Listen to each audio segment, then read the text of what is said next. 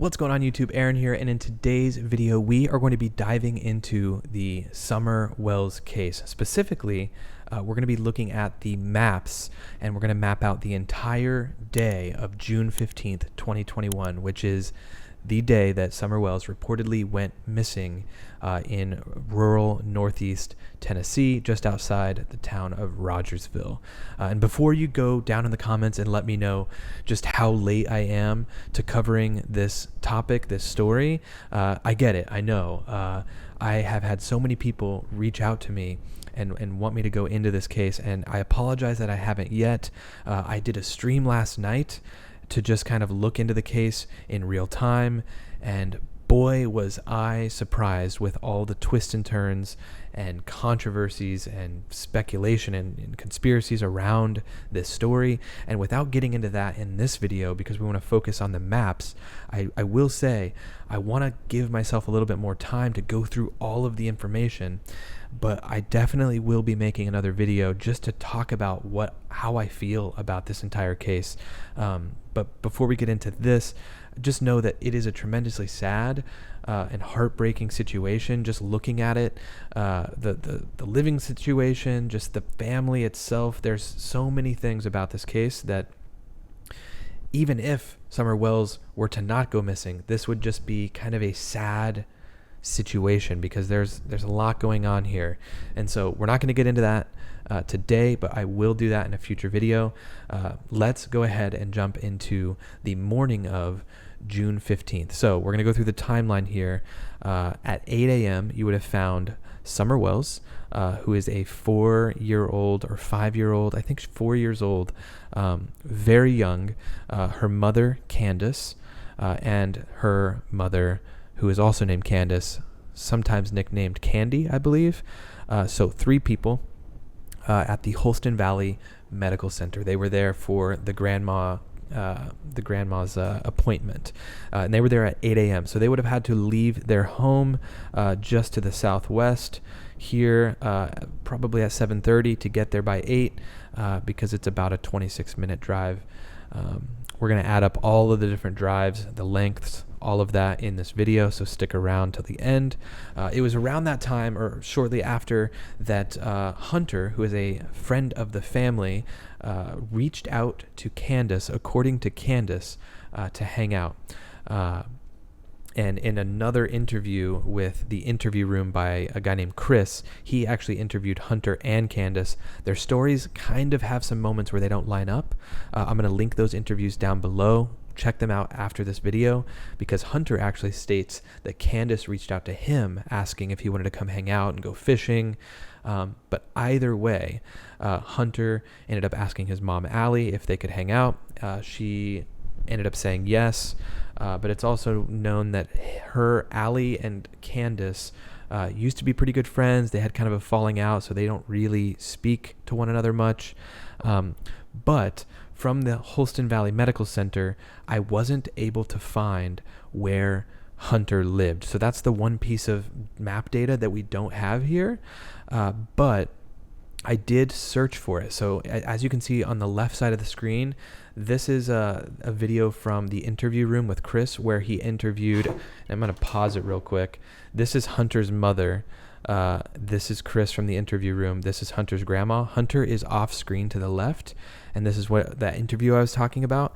I tried to find where he lived based on this building in the video. And so if you can see here, I thought that it looked a lot like a school. So I looked up school, and I went through all of the local schools in that area, and I sped the video up here just to show.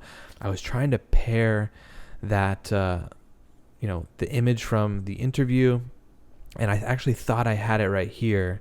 And as you can see, I kind of lined it up right there, but you can see the image on the right had windows, and it definitely wasn't in that area.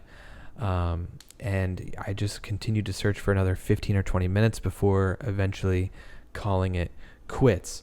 But I did try to find it. So either way, they picked Hunter up. We don't know where that happened. And eventually they made their way to the Rocky Top Vapor Shop or Smoke Shop, which was roughly 3.6 miles from the hospital, which I know that's not where they picked Hunter up, but for this part of the video, that's what we're just going to say. And apparently that is where Candace purchased one twisted tea, the yellow twisted tea cans. They then proceeded to Walgreens. Candace's story was mixed up a bit, and she actually mentioned to Chris from the interview room in their interview that they went to the hippie house prior to going to Walgreens. But for this video, we're going to go with what Hunter said, and we're going to go straight to Walgreens from the vape shop, which is roughly 3.6 miles or 7 to 10 minutes, depending on how fast you drive. So they went here to pick up a prescription for Candace's mother. Hunter was under the impression that they were going to go fish, but since Candace's mother ended up joining them back after the hospital, they decided to go swim eventually. So it was reported from Hunter that while they were in line at the Walgreens, Candace got a call from Don, which is Summer's father, about a guy on the property who had apparently been stalking kids for the past week. Hunter mentioned this, like I said, in that interview with Chris of the interview room, and he thought it was a little bit odd because he didn't know how Don, Summer's dad, would know that someone was at the house unless he wasn't at work, and he was supposed to be at work. But they then proceeded, at that point, they, Summer or Candace, asked if they wanted to go swim, because at Walgreens, they said that it was going to be 35 minutes for them to get the prescription filled. So they then proceeded 2.5 miles to the Warriors Path riding stables area, which would be right around here. And then they proceeded to swim in this little waterhole kind of area that jets in right here. And like I said, you can see the interview room. This is all courtesy of the interview room. I'm not going to play the full video, but this is him interviewing Candace, Summer's mother, near that area. And then they walk down to the water. So that would have been just right here where they were at the beginning of the video. And then they would have walked down to the water. It was at that time that they were at the water that Candace's mother recorded a series of TikToks, or a series of clips that eventually went on TikTok. And you can see in this video, her TikTok has since been taken down, but this is from her TikTok. You can see Summer in the water, and she actually goes over, and you can see Hunter as well. He claimed to have used some sort of gang symbol, so I'm not sure what that was, but he did admit to that in his interview, and he apologized for it, I think. But you can see now Hunter and Summer in the water, and they were said to have been there maybe like the full 35 minutes. I don't think they were there for several hours by any means. But they were there, and Hunter had mentioned at one point,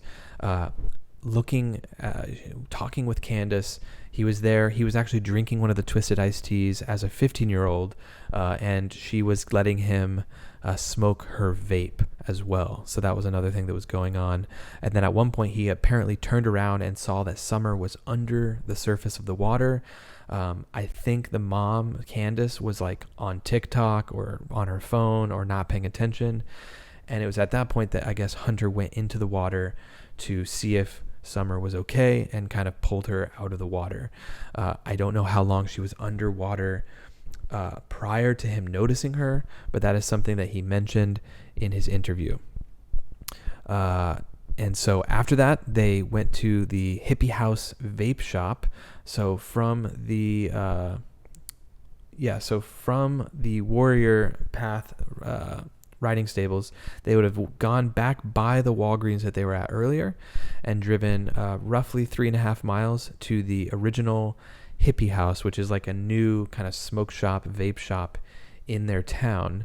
And reportedly, Candace went in and got a couple of new vapes, or got like the flavoring for some vapes. I'm not entirely sure. But after going to Hippie House, they proceeded back to the Walgreens, 1.4 miles or roughly 3 minutes. This all happened pretty close to one another, to pick up the prescription. And Candace suggested shortly after that they go to Sonic, which, if you can see on the screen right here, the Sonic is just across the street from the Walgreens. So they drove the entire 0.3 miles to the Sonic. And it was said that they each got a drink at Sonic. And then after that proceeded to go to the Price for Less. And apparently they went down this road here, the Moreland Drive. So this would have been the route they went, which is 4.2 miles or roughly 8 or 10 minutes to get there. I would assume they took their time, considering they had fresh Sonic drinks. They probably maybe drank them in the car when they got to the grocery store before going in. Hunter said that him and Summer stayed in the car and listened to music and watched TikTok videos while the mom, Candace, and the grandma went inside to shop. He approximately said that they were in there roughly an hour, but he does state several times in the video prior, the interview that he did with Chris, that he's bad with time. So we need to take his approximations with a grain of salt, because he just stated so many times that he's just bad with estimating time. So, but then he said roughly an hour. So I don't know. All of these are approximations at that point. But then they leave at that point to take Hunter back home. It was also said that, so this is where the milk comes in. And I know there's the photo of Summer right here leaning against the milk. This apparently was taken after Hunter left the car and was no longer with them. Allie, Hunter's mom, reportedly said that Summer was asleep when they dropped Hunter off. Hunter apparently was sitting behind the driver's seat, and he said that the milk was in between him and Summer. So the milk moved to the right side of Summer, somewhere between him being at the grocery store and him being home, because Allie stated that she did see Summer sleeping in the car, just as if this, just like this picture was taken here. So this photo, a lot of people are concerned about this photo, and there's speculation and rumors that maybe when she was at the water and at the lake that she drowned. There's the dry drowning or whatever it's called, where the water can get into your lungs and you can suffer from it much later than when you actually drown.